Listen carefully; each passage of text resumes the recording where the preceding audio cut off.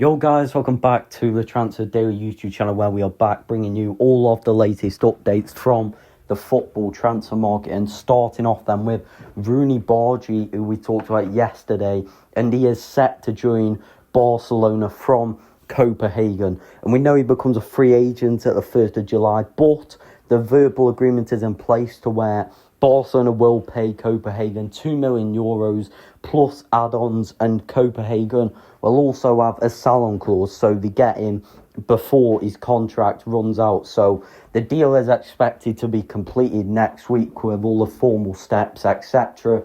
And then Bargi will sign his contract after the medical tests have taken place, and he'll sign a long-term deal to become new Barcelona player. So then, Jamie Bino Gittens, and as I've said on X, and I'm pretty sure in a previous video, it's not over. We know that Chelsea tried to sign him before the Club World Cup deadline, but it didn't happen. But the plan for Chelsea has always been to open talks again and to sign Jamie Bino Gittens. And Chelsea are preparing a new bid. So the third bid is being prepared, and talks have taken place in the last week in America because, of course, Chelsea are playing in the Club World Cup.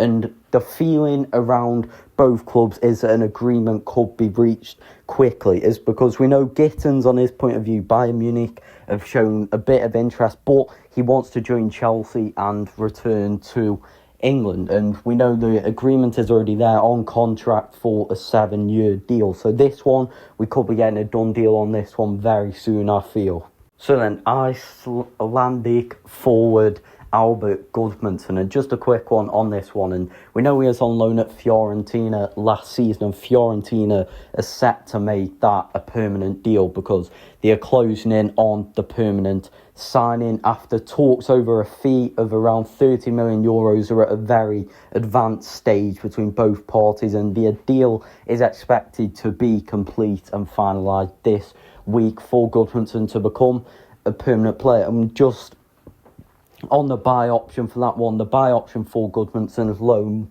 from Genoa was €17 million. So Fiorentina have got a discount to where they don't have to activate this clause. So Albert Gudmundsson, I suspect this week will become a permanent Fiorentina player.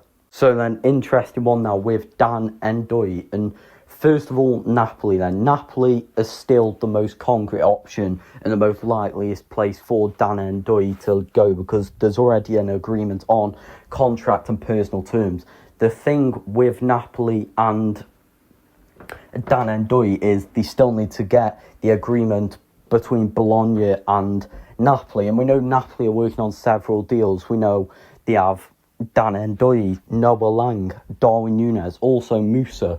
So Napoli are very active, but the agreement is there on personal terms, and that is currently Dan Ndoye's preference to join Napoli. But one thing we can say is that Borussia Dortmund have asked for the conditions of a deal for costs, etc., for the Dan Ndoye deal, because as suspected, Jamie Bino Gittens will join Chelsea, and Borussia Dortmund have Ndoye as one of the top options because, as I've said, the expectation is Gittens joins there. So it's one to watch out for, definitely. But let's wait and see if Napoli sign Noah Lang, and they also try to sign Ndoye. But let's wait and see with this one.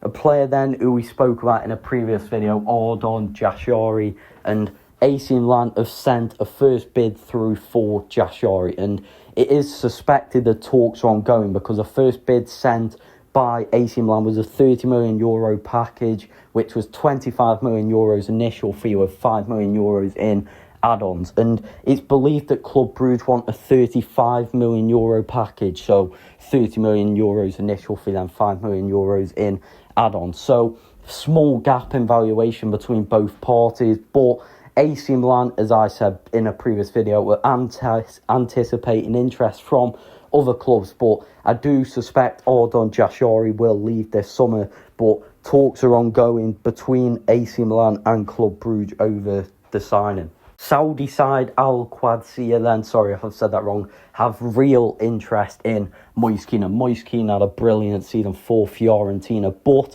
in the contract for Fiorentina. He has a €52 million release clause, and Al Qadsiya are prepared to activate the release clause for Moise Kean. But obviously they still would have to get the agreement on player terms. But Al Qadsiya also have other names on the list, but they could really attack the Moise Kean transfer, as he is one of the top names. And from what we know, there's been discussions around them offering Moise Kean 10 to 12 million euros net per season. But it's one to keep an eye on, because Al Qadsiya could become very serious very quickly about the signing of Moise Kean. Brian Mbuemo then and Manchester United. I said on X and with Mbuemo, he only wants Manchester United. The only way that it will change his mind is if Manchester United leave the table. But Manchester United have sent a new bid for Mbuemo yesterday, and the new proposal was worth over £60 million, so we don't have the exact one, but it is very much closer to the region that Brentford want, and discussions will continue this week, and Mbuemo is keeping the priority to Manchester United despite links with Tottenham. So for this one, I think we're getting closer and closer to a resolution between Brentford and Manchester United after the new bid has gone through, which is closer to Brentford's valuation. So from my perspective, I think because Mbuemo wants to move, I do think this move happens, and then Manchester United will move on to a new striker. But the new bid over £60 million has been sent. And sticking on Manchester United, and it is a player, Christopher Nkunku from Chelsea. And in January, we know those talks have seen a swap deal between Garnacho and Nkunku. So the interest is there from Manchester United, from Nkunku. And this one is really one I'd say keep an eye on, is because, as we know, Christopher Nkunku will leave Chelsea this summer. It's confirmed. And Bayern Munich and Manchester United were two teams interested in the summer. Obviously, a deal all depends on the price, etc. But Manchester United's interest remains from what I can tell you. And at the moment, it's unclear if Manchester United will pursue a deal. So just one to watch at the moment. From what I know, Chelsea currently not in talks with Garnacho. So current swap deal is, from what I know, off the table. But let's wait and see, because as we know, the later the transfer window goes on, the more opportunities that become available on the market. But Nkunku will definitely leave, with Manchester United one to watch this summer. So then the last thing is a bit of breaking news now, on an exclusive from David Ornstein, and that is long-term target for Newcastle United, Anthony Elanga. Newcastle United have made an offer to sign Elanga from Forest, and we know they've been looking at him for numerous seasons, and we spoke about him in a previous video, and the bid was in the region of £45 million, which Nottingham Forest rejected straight away. And Forest, their stance is they have no intention of signing the player after he had a brilliant season last season, helping Forest get Champions League. And for Newcastle United, Newcastle are considering whether to pursue other targets or focus on or consider another move for Anthony Elanga. So there is the breaking news from David Ornstein.